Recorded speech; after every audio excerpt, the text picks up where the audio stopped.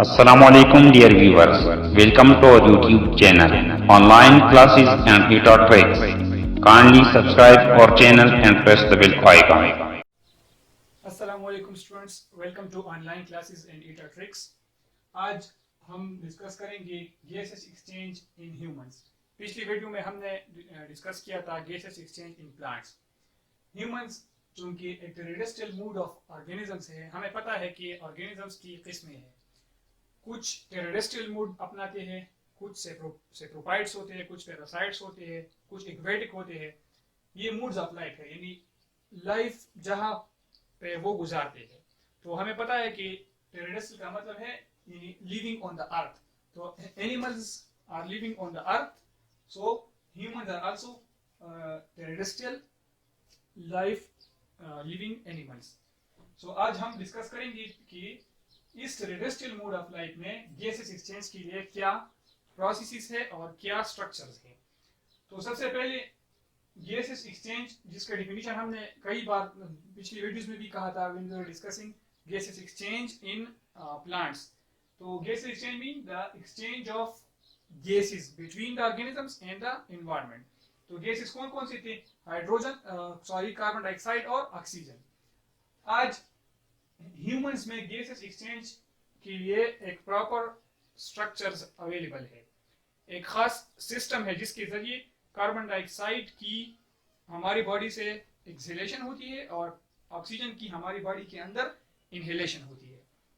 तो इस प्रोसेस के लिए जो सिस्टम हमारी बॉडी में है उसे हम कहते हैं रिस्पिरेटरी सिस्टम।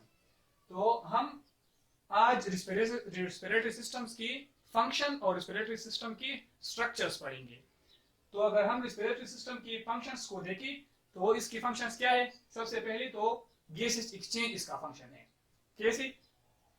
हम थ्रू नोज ऑक्सीजन को लेते हैं या एयर को लेते हैं, ब्रीथ करते हैं, वो हमारे एयर पैसेज वे में अंदर चला जाता है और फिर कार्बन डाइऑक्साइड उसके बदले में वापस आता है, बाहर एनवायरनमेंट को निकलता है। तो ये इसका फंक्शन हो गया। दूसरा फंक्शन क्या हो गया? रिस्पिरेटरी सिस्टम का जरूरी होना क्यों पड़ा? क्योंकि अगर हम देखें तो बाहर एनवायरनमेंट में जब हम ब्रीथ करते हैं और एयर अंदर लेते हैं तो इसमें डस्ट पार्टिकल्स भी हो सकते हैं। तो हमारी बॉडी में जो स्ट्रक्चर्स हम आज पढ़ेंगे रिस्पिरेटरी सिस्टम के स्ट्रक्चर्स, उन स्ट्रक्चर उस डस्ट पार्टिकल्स को एयर से रिमूव करते हैं। और दूसरी बात, जो हम बाहर एयर लेते हैं तो मोस्टली हमारी बॉडी का इंटरनल जो टेम्परेचर है वो बाहर बॉडी की टेम्परेचर से डिफरेंट है। तो जब हम एयर इनहेल करते हैं और ब्रीथ करने के लिए अंदर लंग्स को वो चला जाता है, तो इससे पहले जो सारा रिस्पिरेटरी ट्रैक है और जिसमें जितने स्ट्रक्चर इसमें है, तो इसमें से उनकी ज्यादातर की फंक्शन ये है कि वो इस एयर को वार्म करते हैं, यानी अंदर बॉडी की टेम्परेचर की मुनासिबत से उसे ठीक करते हैं और फिर वो एयर अंदर चला जाता है। तो रिस्पिरेटरी सिस्टम की स्ट्रक्चर वाइज अगर हम डिस्कशन करें तो हमें पता चल जाएगा कि रिस्पिरेटरी सिस्टम को हम मेनली टू स्ट्रक्चर्स में डिवाइड करेंगे। एक एयरवेज यानी एयर पैसेज वेज, वो वेज या वो स्ट्रक्चर्स जिनमें हम बाहर से एयर इनहेल करते हैं वो अंदर चला जा रहा है, और वो जो कार्बन डाइऑक्साइड या फॉर एग्जांपल दूसरा गैस अंदर बनता है तो वो एयर हम उससे वापस एक्सहेल करते हैं। तो ये एयर वेज होगा, यानी एयर की अंदर जाने और इन एयर की बाहर आने का रास्ता। और दूसरा है लंग्स। लंग्स वो स्पेसिफिक जगह है जहां पर एक्चुअली गैसेस एक्सचेंज होती है, जहां से कार्बन डाइऑक्साइड हमारे ब्लड से या बॉडी से बाहर लंग्स में आता है, यानी अल्वियोलाई में आता है, और इधर से जो हम एनवायरनमेंट में हमने ऑक्सीजन लिया है वो हमारे ब्लड को अंदर डिफ्यूज होता है। तो आज अब हम तफसील से पढ़ेंगे। अगर हम इस डायग्राम को देखें तो सबसे पहले रिस्पिरेटरी सिस्टम स्टार्ट होता है नोज से। तो अगर हम नोज देखें तो हमारे एक्सटर्नल नोस्ट्रिल्स आते हैं। तो अगर हम यहाँ से स्टार्ट लें, ये हो गया हमारा नोज, तो ये सबसे बाहर नोस्ट्रिल्स आते हैं और नोस्ट्रिल्स के जरिए ही सबसे पहला कांटेक्ट एयर का किस चीज से होता है? वो नोस्ट्रिल्स से होता है। तो या इसके जरिए एयर अंदर चला जाता है। इसके बाद ये नेजल केविटी है, जो नोस्ट्रिल्स के बाद हमें जो ये सुराख वाली जगह नजर आती है, इसको हम कहते हैं नेजल केविटी। इसके नीचे ओरल केविटी है और फिर इसके बाद नोज के बाद ये हो गया for example nozzle nasal cavity या नोज, तो इसमें नेजल कैविटी। इसके बाद आता है पेरिंग्स। तो पेरिंग्स को अगर हम ले ले तो ये देखिए ये है ओरल कैविटी जिसके जरिए हम फूड लेते हैं, और ये है नेजल कैविटी जिसके जरिए हम एयर ब्रीथ इन करते हैं। तो पेरिंग्स डाइजेस्टिव और रेस्पिरेटरी सिस्टम्स दोनों सिस्टम्स का हिस्सा हो गया।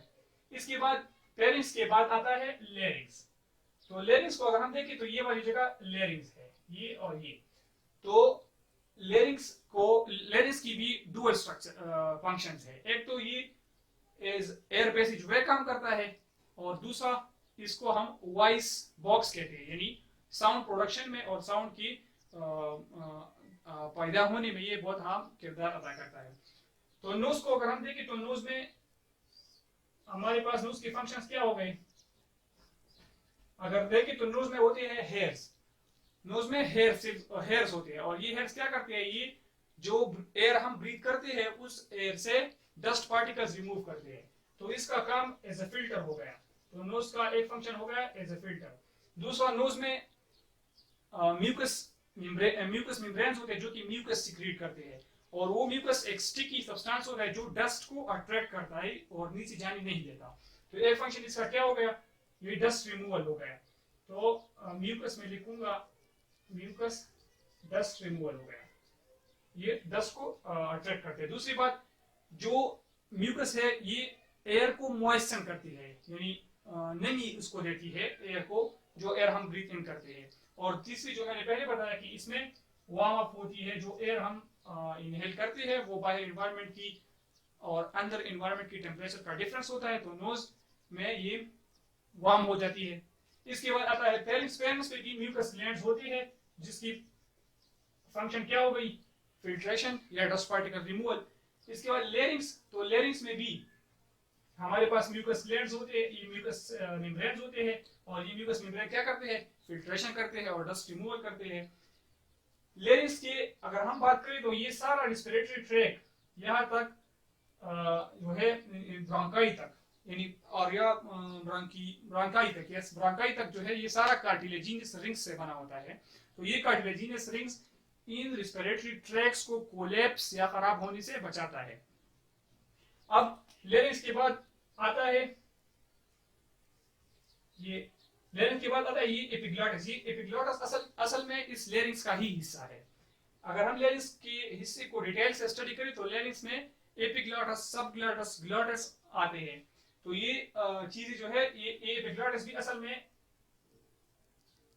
क्या है, ये एक कार्टिलेजिनस प्लेट है जिसका फंक्शन क्या होता है, ये नॉर्मली इसी तरह ओपन रहता है, लेकिन जैसे ही हम फूड खाना शुरू कर देते हैं तो यहाँ से फॉर एग्जांपल फूड बोलस आता है, तो अपने साथ ही ये नर्वस सिग्नल्स के साथ और बाद इसमें ये जो है फिजिकल भी इन्वॉल्व है, जैसे बोलस का कांटेक्ट, हमारे फूड के नवाले का कांटेक्ट जब इस एपिग्लॉटिस के साथ लगता है तो ये क्लोज हो जाता है। तो इसका मतलब इसका ये नुकसान फायदा होता है कि फूड पार्टिकल्स जो है वो ट्रेकिया में या यानी विंड पाइप में अंदर नहीं जाते। तो ये एपिग्लॉटिस का फंक्शन है, और ये एपिग्लॉटिस का किस चीज का हिस्सा है, ये लेरिंग्स का हिस्सा है।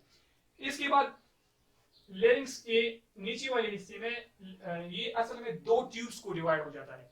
एक जो है वो वेंट्रल डिवीजन इसका होता है और एक डॉर्सल डिवीजन होता है। वेंट्रल मतलब सामने वाला, एंटीरियर वन। तो एंटीरियर डिवीजन इसका आता है ट्रेकिया, और पोस्टीरियर डिवीजन ये जो मैंने छोटा सा बनाया हुआ है ये इसको हम कहते हैं एसोफेगस। तो एसोफेगस चूंकि फूड पाइप है तो ये नीचे स्टमक को जाएगा और फिर स्टमक से intestine, small intestine, large intestine, और ये फिर वो डाइजेस्टिव सिस्टम का हिस्सा है। लेकिन आज का हमारा जो है वो चूंकि रेस्पिरेटरी सिस्टम है तो हम इसकी वेंट्रल साइड वाली ट्यूब या वेंट्रल साइड वाली स्ट्रक्चर के बारे में डिस्कस करेंगे। तो इसके बाद फिर ट्रैकिया शुरू हो जाता है। तो ट्रैकिया भी जैसे कि ये बाकी ट्रैक्स है और बाकी स्ट्रक्चर्स है, ट्रैकिया भी सेम कार्टिलेजिनियस रिंग्स से बना होता है, और इसमें भी म्यूकस की सिक्रीशन होती है जिसकी वजह से डस्ट पार्टिकल्स जो अभी तक जितने भी बाकी ट्रैक्स हमने डिस्कस की उस सब में से फिल्टर हो रहा था, लेकिन अगर फिर भी कोई पार्टिकल नीचे आया हो यहाँ तक तो फर्दर उसकी एंट्री अंदर नहीं करने देता। तो इसका भी फंक्शन क्या हो गया, फिल्ट्रेशन या डस्ट रिमूवल हो गया। अब ट्रैकिया के बाद डिवीजन, ट्रैकिया डिवाइड होता है। ट्रेकिया दो ब्रांचेस में डिवाइड हो जाता है और उसको हम फिर जब इसकी डिवीजन होती है तो हम उसको फिर कहते हैं ब्रोंकाई। तो ये एक ब्रोंकस हो गया, सिंगुलर ब्रोंकस, और दो क्या हो गए, ब्रोंकाई हो गए। ब्रोंकाई भी सेम स्ट्रक्चर, इसमें कार्टिलेजिनस रिंग्स होता है, यानी कार्टिलेज से बना होता है। तो ये ब्रोंकाई फिर फर्दर डिवीजन इसके होते हैं। ब्रोंकाई डिवाइड हो जाता है ब्रोंक्यूल्स को, जो छोटे छोटे ब्रोंकाई लंग्स के अंदर जो छोटे छोटे ट्यूब्स होते हैं, इस ब्रोंकाई की डिवीजन से निकले हुए, उसको हम कहेंगे ब्रोंक्यूल्स। ब्रोंक्यूल्स में अब ये बात हमें ध्यान में रखनी चाहिए कि ब्रोंक्यूल्स में कार्टिलेज नहीं होता, ये कार्टिलेज फ्री होते हैं, इसमें कार्टिलेज नहीं होता। बाकी जितना भी हमने यहाँ तक ब्रोंकाइस तक जितना हमने रेस्पिरेटरी ट्रैक के स्ट्रक्चर्स पढ़े, उन सब किससे बने थे, मोस्टली वो बेसिकली कार्टिलेज से बने थे। लेकिन यहाँ पर ब्रोंकाई में कार्टिलेज नहीं है। अब ब्रोंकाई फर्दर उसकी डिवीजन होती है डक्ट्स को।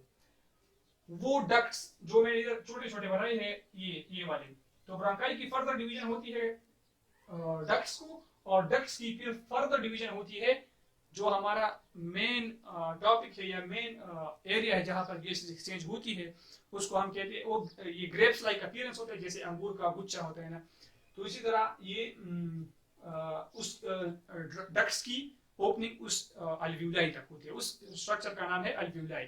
तो ये अल्व्यूलाई असल में बेसिक स्ट्रक्चर है जिसमें गैसेस एक्सचेंज होता है। तो अभी मैंने इधर ये डायग्राम चूंकि यह ड्रॉ नहीं हो रहा था तो मैंने इसको इनलार्ज किया हुआ है। तो अगर हम इस जगह पर देखें, यहाँ तक हम कहाँ तक आए, पहले nose, pharynx, larynx, trachea, bronchi, bronchioles, उसके बाद डक्ट्स, उसके बाद अल्व्यूलाई। तो ये अल्व्यूलाई को हमने अभी इधर इनलार्ज किया हुआ है। तो अगर हम अल्व्यूलाई के स्ट्रक्चर को देखें तो ये अल्व्यूलाई, इसके इर्द गिर्द कैपिलरी का एक नेटवर्क होता है, ब्लड कैपिलरीज का एक नेटवर्क होता है, इसके इर्द गिर्द सारे ब्लड कैपिलरीज होते हैं। तो यहाँ ये वो जगह है जहां पर अल्व्यूलाई और ब्लड कैपिलरीज कांटेक्ट में होते हैं। अल्व्यूलाई की वैसे रफली अगर हम कहें तो इसके तकरीबन एक अल्व्यूलस जो है, इसमें एक अल्व्यूलस को हमने इधर ड्रा किया हुआ है, इसको इनलार्ज किया हुआ है। तो अगर हम इसको देखें तो यहाँ पर ब्लड कांटेक्ट होती है, ये एक ब्लड वेसल है या ब्लड कैपिलरी है जिसमें ब्लड फ्लो करता है, हमारी बॉडी में जो है और ब्लड इसमें फ्लो करता है। तो हमें पता है कि हमारी बॉडी में रिएक्शंस होते हैं और इस रिएक्शंस की एंड प्रोडक्ट में कार्बन डाइऑक्साइड बनता है। तो इस ब्लड में कार्बन डाइऑक्साइड की कंसंट्रेशन बहुत ज्यादा होती है। ह्यूमन बॉडी के ब्लड में या ह्यूमन बॉडी में कार्बन डाइऑक्साइड की कंसंट्रेशन या मिकदार ज्यादा होती है। तो ये कार्बन डाइऑक्साइड यहाँ पर बहुत ज्यादा अमाउंट में पाया जाता है। और ऊपर से जब हम इनहेल करते हैं, हमने भी कहा कि हम जब ब्रीथ इन करते हैं तो वो एयर ब्रीथ करते हैं और उसमें ज्यादा परसेंटेज किसकी होती है, ऑक्सीजन की होती है। तो यहाँ से ऑक्सीजन की शुरू यहाँ से होती है नोज, और फिर ये सारा रेस्पिरेटरी ट्रैक यहाँ तक आखिर में अल्व्यूलाई तक ऑक्सीजन पहुंच जाता है। तो अब यहाँ ब्लड कैपिलरीज में ऑक्सीजन की कंसंट्रेशन कम और कार्बन डाइऑक्साइड की कंसंट्रेशन ज्यादा। तो डिफ्यूजन के जरिए क्या होता है, कार्बन डाइऑक्साइड हायर कंसंट्रेशन से लोअर कंसंट्रेशन यानी अल्व्यूलाई की तरफ चला जाता है, और अल्व्यूलाई से ऑक्सीजन जो जिसकी कंसंट्रेशन अल्व्यूलाई में ज्यादा है या लंग में ज्यादा है, वहां से ब्लड वेसल की तरफ इसकी डिफ्यूजन होती है। तो यहाँ पर ऑक्सीजन और कार्बन डाइऑक्साइड की एक्सचेंज होती है। तो ये वही जगह है जहां पर क्या होती है, गैसेस एक्सचेंज होती है। लंग्स को मैंने छोड़ा था क्योंकि अल्व्यूलाई भी लंग्स का हिस्सा है, लेकिन लंग्स पे हम अभी डिस्कशन करते हैं, इसलिए मैंने इसको छोड़ा था कि हम इसमें बाद में डिस्कशन करेंगे। तो अगर हम लंग्स को देखें तो ह्यूमन बॉडी में दो लंग्स है जो कि थोरेसिक कैविटी में हुई है। थोरेसिक कैविटी यहाँ से जो हमारे रिब्स है इसकी नीचे से लेकर यहाँ जो फर्स्ट रिब है या क्लेविकल बोन है, मैं कहूँगा क्लेविकल बोन से लेकर या कोस्टल मार्जिन हम कहते हैं इस बोन को या स्टर्नम को, स्टर्नम से नीचे जो सारा आखिरी प्रोसेस है जिसे हम ज़िफाइड प्रोसेस कहते हैं, तो यहाँ तक हमारा थोरेसिक कैविटी है। तो इस थोरेसिक कैविटी में लंग्स पड़े रहते हैं, दो लंग्स, एक लेफ्ट लंग और एक राइट लंग। लंग्स में जो है इसके अगर हम आउटर मेम्ब्रेन्स को देखें तो ये बेसिकली डबल लेयर्ड होते हैं,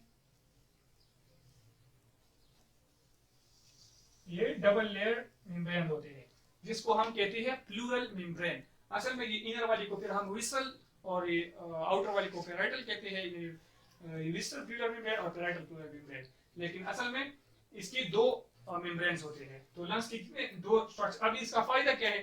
तो एक तो ये कि इसके अंदर, इस दोनों लेयर्स के अंदर एक फ्लूइड जमा होता है, उस फ्लूइड को हम कहते हैं प्लूरल फ्लूइड। इस प्लूरल फ्लूइड का फंक्शन क्या है? ये लंग्स की मूवमेंट को मेंटेन रखते हैं। जैसे कि लंग्स गैस एक्सचेंज में मूवमेंट करते हैं तो उसको ये मेंटेन रखते हैं। तो ये था आज का discussion about the human respiratory tract और gaseous exchange. Let's repeat it. हमने कहा कि रेस्पिरेटरी सिस्टम की क्या है, दो मेन हिस्से हैं। एक एयरवेज यानी वो रास्ते या वो स्ट्रक्चर जिसमें एयर मूव करती है, और एक वो जहां पे असल में गैसियस एक्सचेंज होती है यानी लंग्स।